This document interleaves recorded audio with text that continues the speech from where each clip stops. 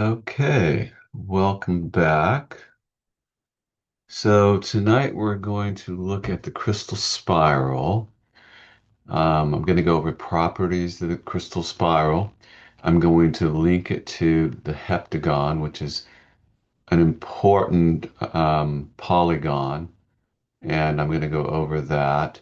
I'm going to connect that to the 1089 multiples, the shells that I have been discussing as being geometrical.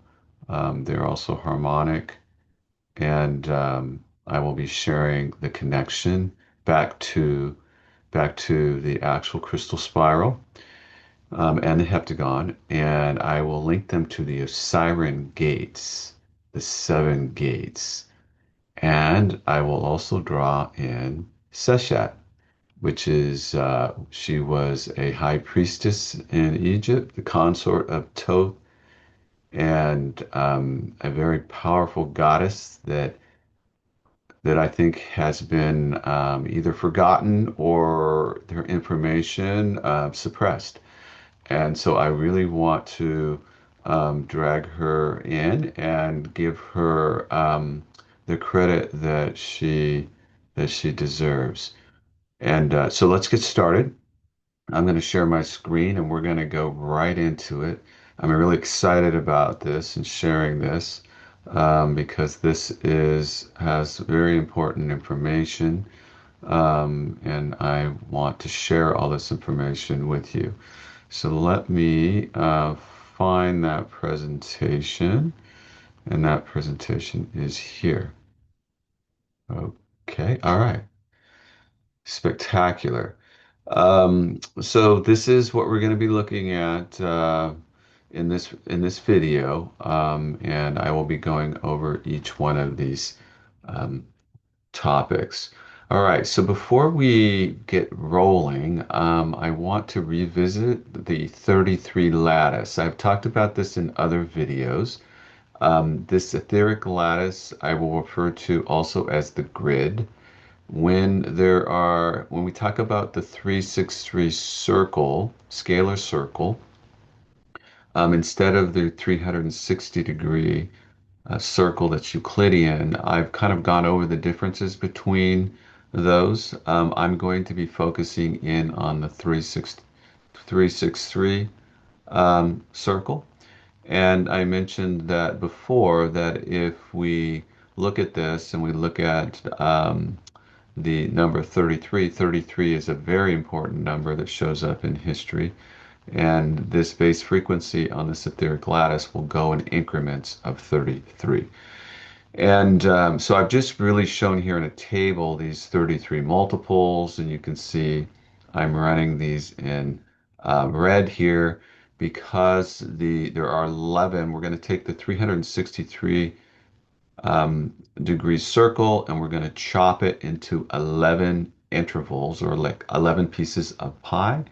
And we're going to then place nodes on this circle with radial lines coming out that will break it into 11 intervals. And so this will be 33, 63, 66, 99, 132, 165. You can see these are all just 33 times, 1, 2, 3, 4, all the way up to 11 till we get to 363.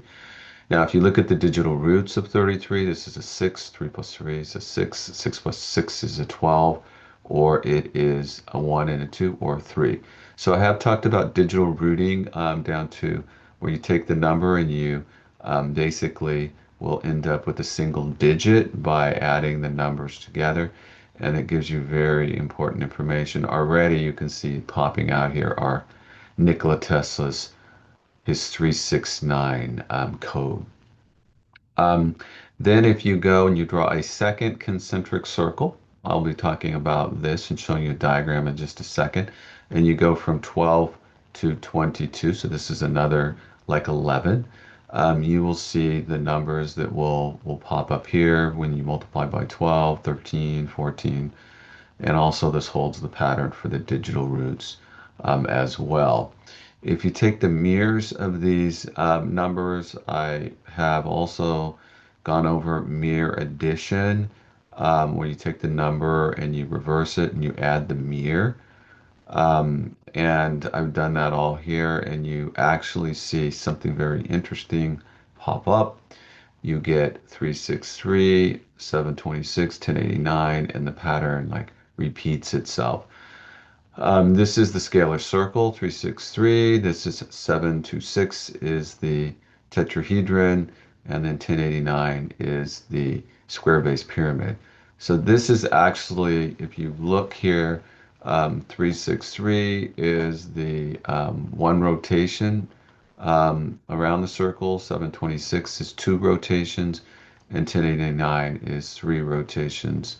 And you can see it's very interesting if you take these digital roots and then you combine these two, you're always going to get a 9. You will get the inertial memory or the stillness. I've taken this all the way out. You can see these numbers just for your own like usage so that you can see them. So let's look at this in a visual diagram. Now this is just drawn in a like a kind of a 2D. I'm not really a big proponent of 2D because you can't really demonstrate it mathematically because everything always has thickness as well. But this is what the mathematicians would say is 2D. So let's look at this. So I have three concentric rings here. Okay, you can see these are rings here, the inner ring, the second ring, and the third ring. You can see here if I started here and I took the circle and I broke it into 11 pieces here, and then I started placing the nodes on here where we are crossing, the radial lines are coming out, and these are the rings where we crossing here. This is 33, 66, 99, and we go all the way around here. Now, one of the things that I mentioned earlier in the 363 scalar circle, which you do not see in the 360-degree circle, is that you see complementarity here. 33 is complementary with 297, and actually it's 330 with 33, and 297 with 66, and 264 with 99. So these are actually, if you notice, these are also harmonics. We're doubling here from 33 to 66, and so forth as we go around here. A little bit of interesting things that happen here on this radio here.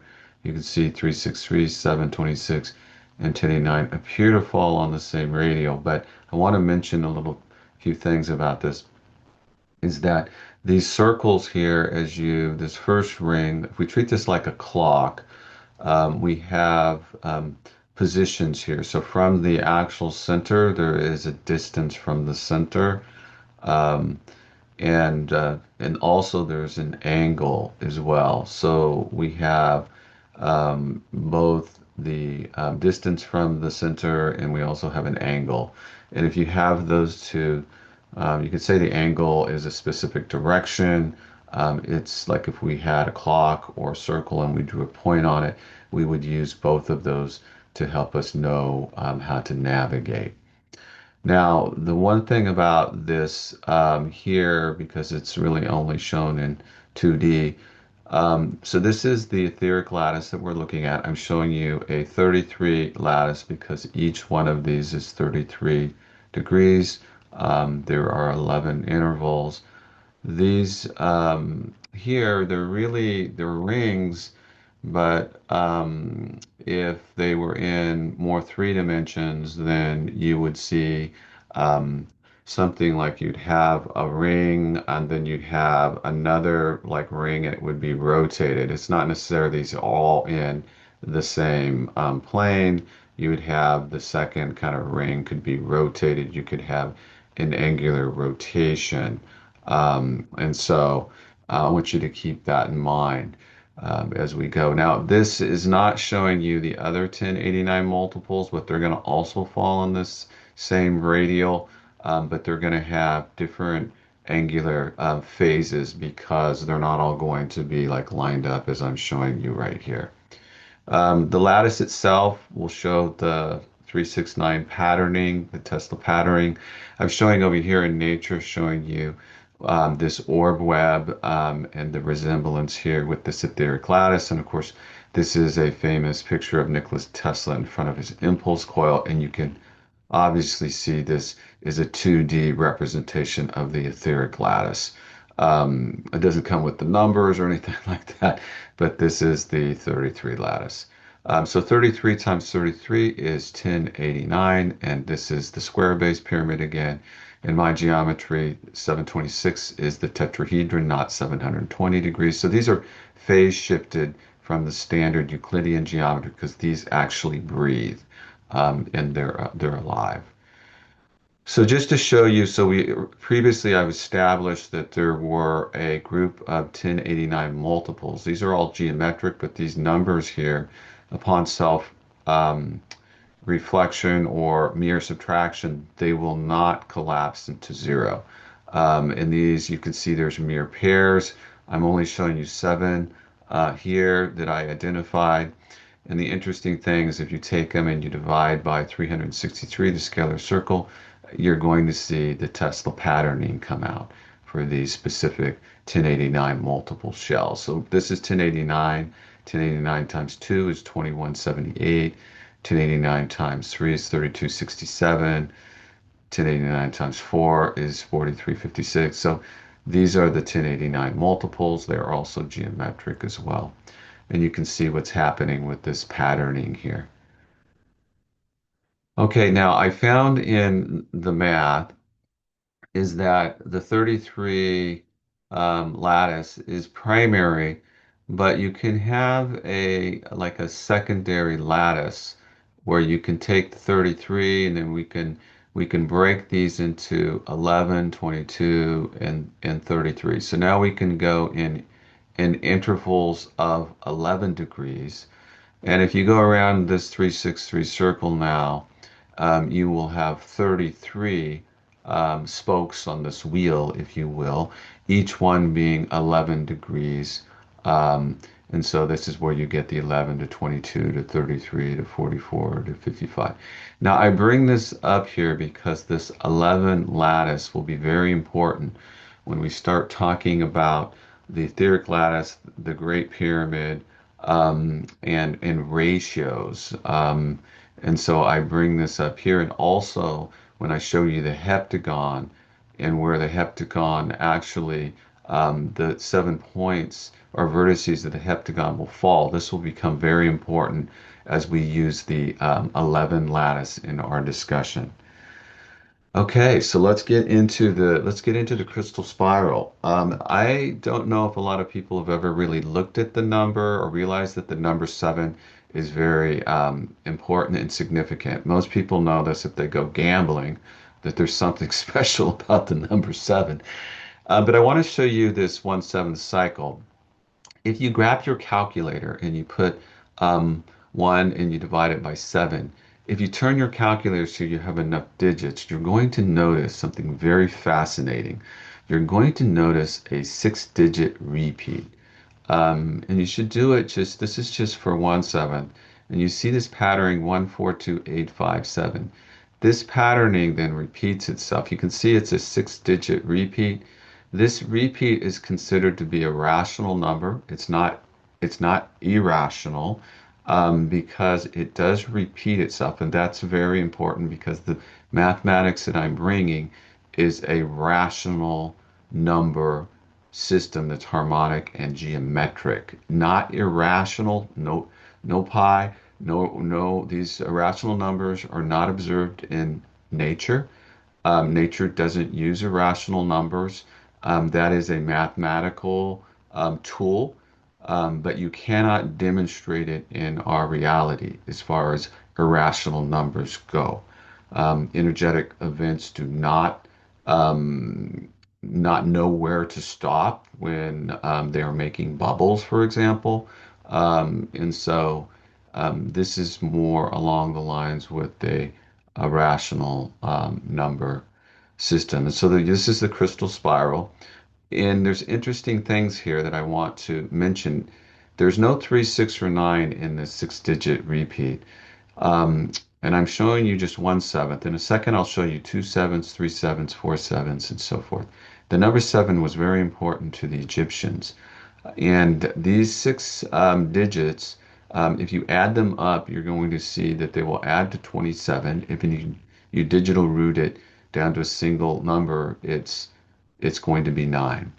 So this 27 runs down the middle of my hourglass, and I want you to think of the crystal spiral as a vortex. So a vortex that actually closes. So it's a cycle, it's a loop, and right down the center of it will be like you'd say the eye in a hurricane, and it's complete stillness, or it's a self-balancing vortex. So the number 9 really resolves to inertial memory. It returns home, so it returns to its point of origin, and it has coherence. So I've already mentioned that there's no irrational leakage. This is not the Fibonacci spiral that is logarithmic, that is constant growth. This actually returns to its original point and has memory. Okay, so let's look at these 1/7 cycle or these ratios. Now, what I've done here is I've put them together. You can see I still have 1/7, 2/7, 3/7, 4/7, 5/7, 6/7, but I've grouped them together on purpose to show you something very interesting. So 1/7 and 6/7, they both are crystal spirals. You can see that they lack 3, 6, and 9. There are 6-digit repeats. They add to 27. That's why they will digital root to 9. But notice how 1/7 and 6/7 are complementary to another. Do you see how these numbers here, they're mirrors of one another. They're demonstrating mirror symmetry. 1, 4, 2, 8, 5, 7. And then if you look at this, then these will add to 0.99999. And so you can see the 857 and then the 142. Um, so these always, if you split this down the center here of these, you'll have two individual numbers that will add to 27. I spoke in the book how the 6-digit repeat, these 6 digits can also be broken into two triangles, each one of these numbers representing either a vertex or an edge on a triangle. And then you can have 1 plus 1. Buckminster Fuller, famous geometrist, showed that you can take two triangles and you can actually make a tetrahedron by taking them apart.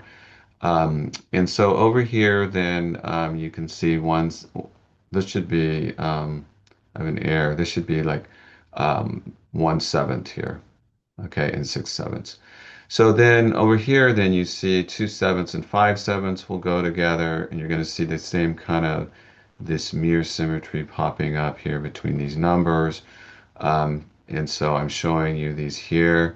And then also here, 3/7 and 4/7 also go together. Digital root's 27, and then look at the unity here that you see 0.999 when you add these up. So you can actually see if you add these up, 4 and 5 is 9, 2 and 7 is 9, 8 and 1 is 9, and so forth. So what I did is I wanted to know in the 363 circle, 363 degrees, for the scalar circle, I wanted to know where these would fall. What are the arcs? Where were these points or these vertexes fall? So if you take this number and you multiply it by 363, you'll get these 51.857142 degrees.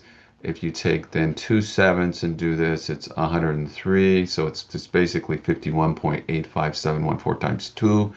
And you'll end up getting a series of 7 points. And these 7 points we can place onto the 363 circle, which I'm going to show you in just a moment.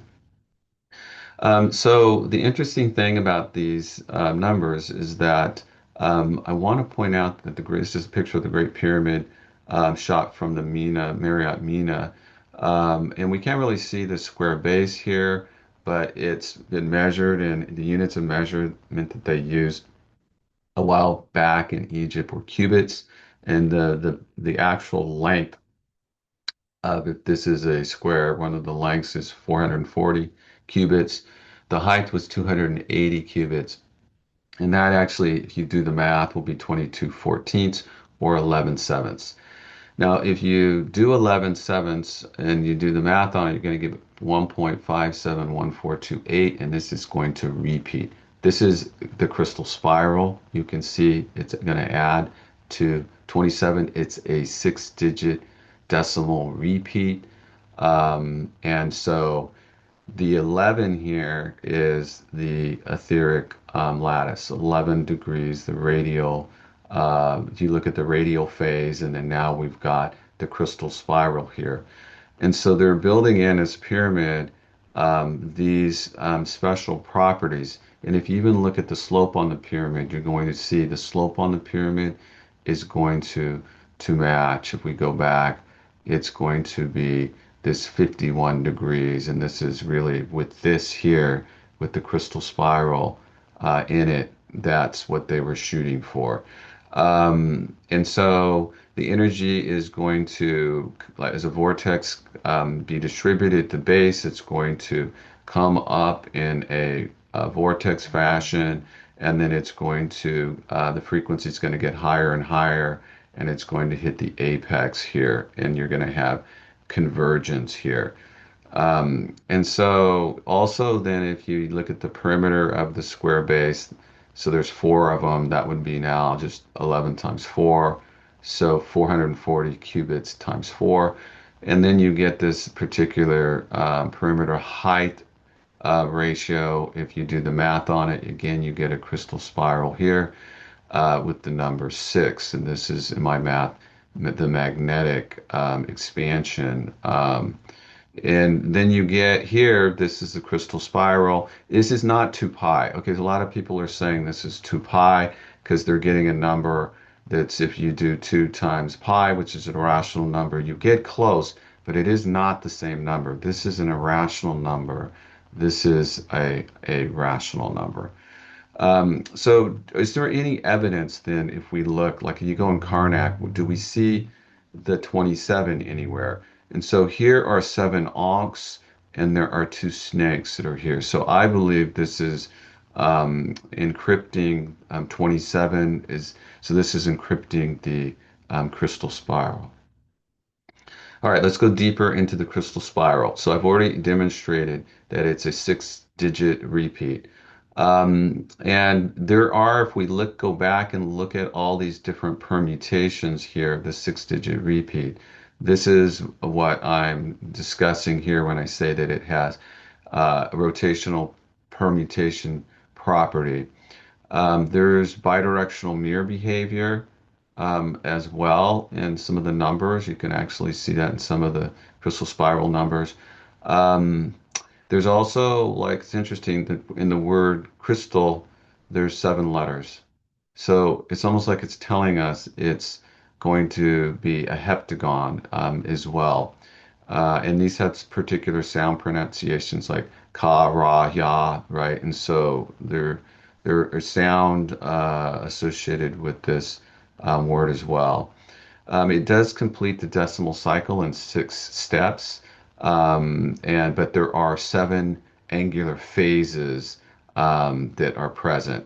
These are going to be the 7 gates of Osiris, and we will look at those. And I'll also show you something that's referred to as this 3-step movement. It's a triangular stepping pattern, and I'll show it to you what that means in just a moment. Now, the interesting things here that are really interesting is that this 6-digit repeating code, the rotations map onto like the 7 angular gates, forming kind of a closed self-balancing vortex.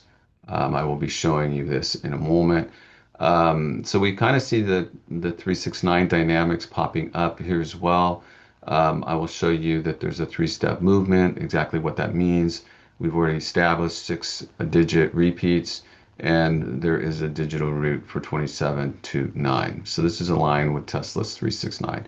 All right, let's get into the heptagon, and let's look at the heptagon, which I've mentioned is like the crystal spiral. So this is a seven-pointed structure. So this is the heptagon. Each one of these points here that we drew a little circle where the lines connect. This would be a node, or we could call it a vertex or a point. All these really mean the same thing. In my scalar geometry, if you were to look at the internal angles, there are seven, and there are each 129.6428571, and you get the repeat. So it does have the crystal spiral actually in the internal angles for this structure, and those will equal, if you add them up, 907.5 degrees. Notice too that I ran the 1/7 here, 2/7, 3/7, 6/7, 5/7, and 4/7. It's almost like this thing has symmetry right down, like through here, you see here I'm putting these across from one another, and then at the very tip, 7/7. Some interesting things here. So we've got seven, each one of these will be a gate. There's seven nodes, seven edges or lines. And then if you divide this by the triangle, in my scalar system, it's 181.5 degrees, you get the number 5.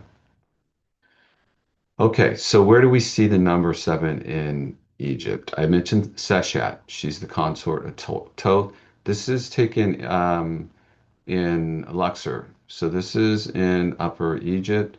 And you can see here that she's got this coming out of her head, and there's actually 1, 2, 3, 4, 5, 6, 7. So this is what I'm calling the seven-pointed crown. I think this is one of the most hidden hidden structures.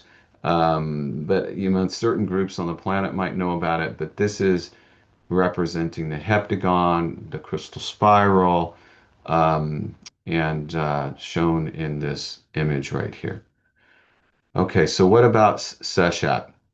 Okay, she's a goddess, and I think Ibrahim Karen mentions that she's also referred to as Mayat or Mat, which was one of the netters that is responsible for order, also measurement, and so these are some of the properties of Seshat, and also balance.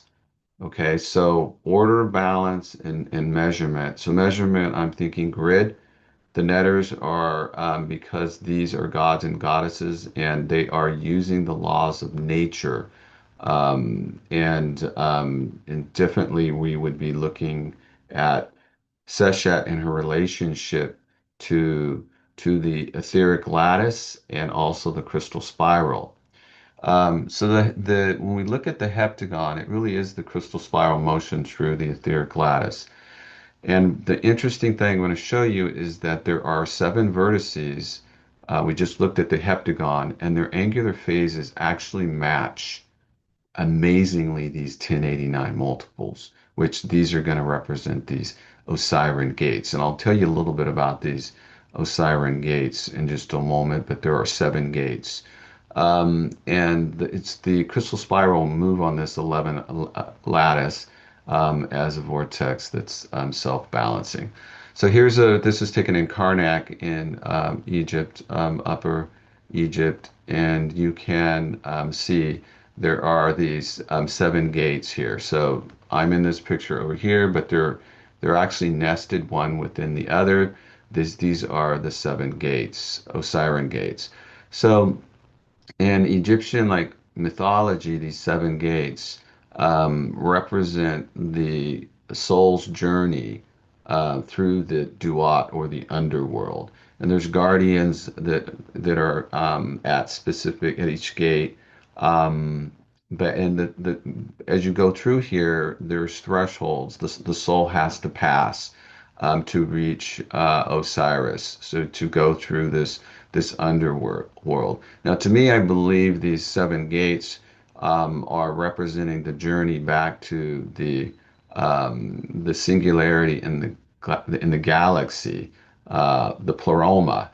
And so this is, as you go through here, you have to demonstrate specific knowledge in order to get through these specific gates. But I also find, so there are seven of them, and you're going to see that these seven are going to represent, I can show you these 1089 multiples that I have in this mathematical system. And it's also very similar to the hieroglyph weighing of the heart, which I'll cover next on a different video. But as you go through, in here, you've got purification of the soul, you've got judgment going on, you've got alignment, coherence, these aspects which are very important. Also in the Egyptian kind of mythology, it's associated with Ra and the sun. As the sun goes down, then you have darkness, and then you have it being reborn. So there's this concept of kind of death, darkness, rebirth, and clearly that is in much of Osiris as well as his he was cut up into 14 pieces and then he had a rebirth. So this also, like when we look at it, so the thing that is coming out here that is different is that I'm bringing the mathematics that shows the actual geometry and the harmonics that are attached to these seven gates. And I have not seen this anywhere. This is exciting because this is not out anywhere, but I can make connections to this. And I'm going to show you these seven gates, how I can connect them to the 1089 multiples.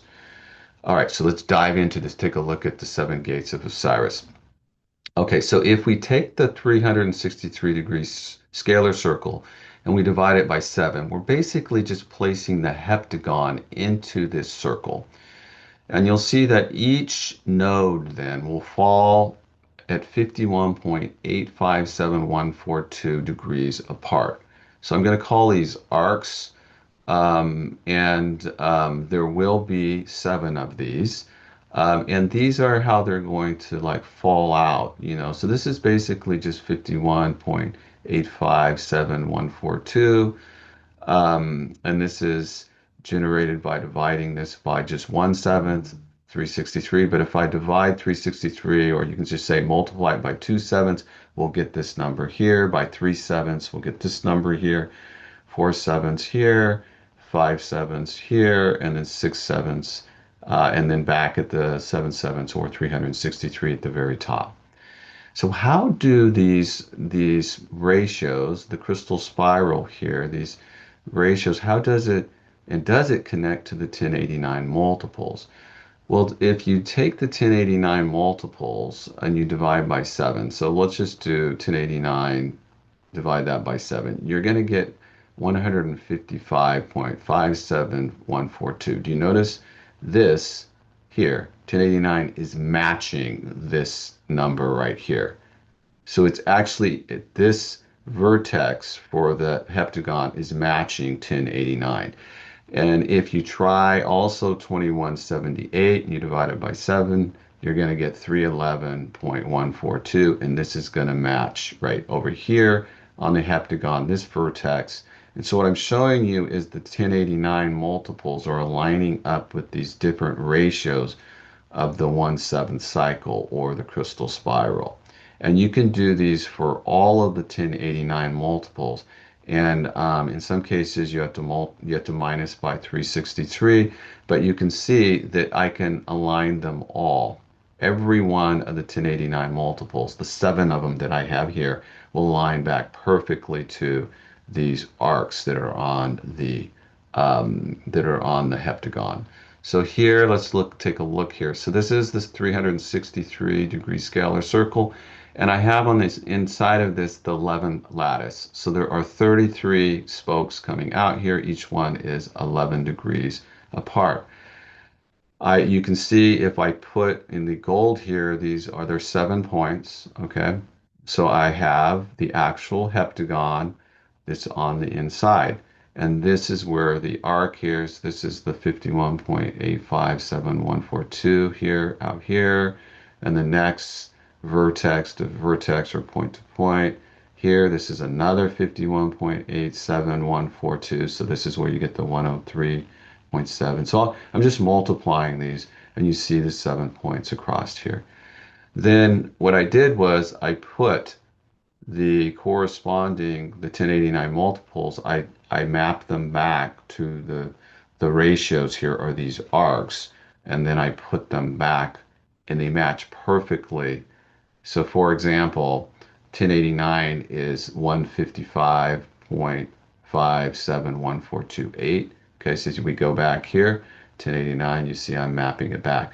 So I'm basically taking the angular phases, the vertices of the heptagon, and I'm showing you that they are matching up and aligning perfectly with the 1089 multiples. So these are the same gates. These are the Osirian gates here. And so you see, if we go in order from a linear kind of fashion from 1089 and we come across, so we're going to go from 3/7 here, which is this is the 1089 to 2178, which is the second shell.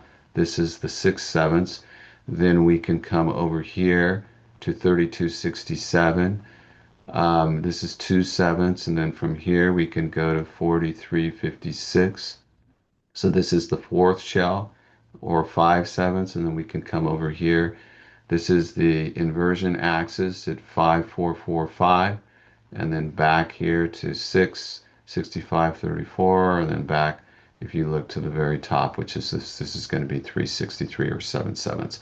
Look at this. This thing is a heptagram. It's a 7-pointed star. This is Seshat. Okay, and this is the 11 lattice. So we're dealing with 11/7, or you could say 7/11. Now, there's other fascinating things on here that nobody's seen before. I want to share with you. Okay, first thing here, that these gates are, I consider them multi-dimensional planes. They are different states, you could say, of reality. You can interact with higher intellects. These are the different planes, different experiences that you see here.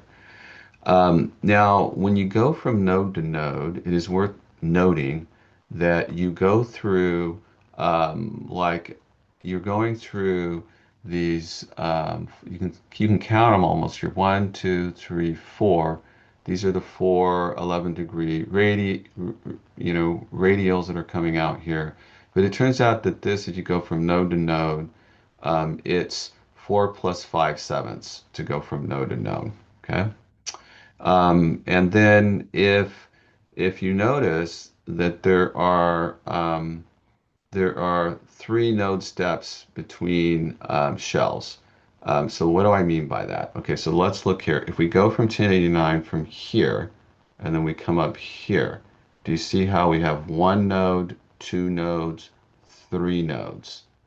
Okay, so we're going 3 nodes, if we go from this shell here, 1089 to 2178, there are 3 nodes. So the fascinating thing here is that since 1 node to 1 node is 4 and 5/7, if you multiply this by 3, you get 14 plus 1/7. Osiris was cut into 14 parts by his brother, and then the 1/7 is the inversion axis, so this would be like the regeneration or rebirth. It's like encrypted in this, which is really amazing to see. And because there are 3 points here to go to the next shell, I believe that these 3 points also represent a triangle, and so that we're looking at the spiral also being triangular from one shell kind of to another, triangles involved. The pathway here through these Osirian gates is 3/7 to 6/7, okay, to 2/7, to 5/7, to 1/7, 4/7, and to 7/7. So if we just make that a whole number, it's 3, 6, 2, 5, 1, 4, 7. That is the pathway. So here I believe if you go into my book and I talk about the very first breath, the first breath when the waves come out, that we're dealing here with these seven gates in the first breath. All right, so this is amazing. And this is actually a heptagon in here as well. This would be in the dead center. This would be like the singularity. And so I've never seen this before. This is me mapping back and making connections with the geometry, the harmonics back to Osirian's seven gates in this 1089 multiple series. Okay, so here is just kind of me summarizing this for the first breath. And you can see there are seven gates. I've listed them here and the order in which you kind of go through those. This is just again the same image so that you can see this. And again, every time you go from one shell to the next shell, there are three you are skipping. This is the stepping that I was talking about earlier in the video with three stepping points when you're going through here. So it's a watch. If you go from 21 to 78 to the next shell, 3267, it's 1, 2, 3 nodes. When you go from 3267 to 4356, it's 1, 2, 3. All right, so this is that stepping that I was mentioning about, and I'm showing you this over here, which is quite fascinating.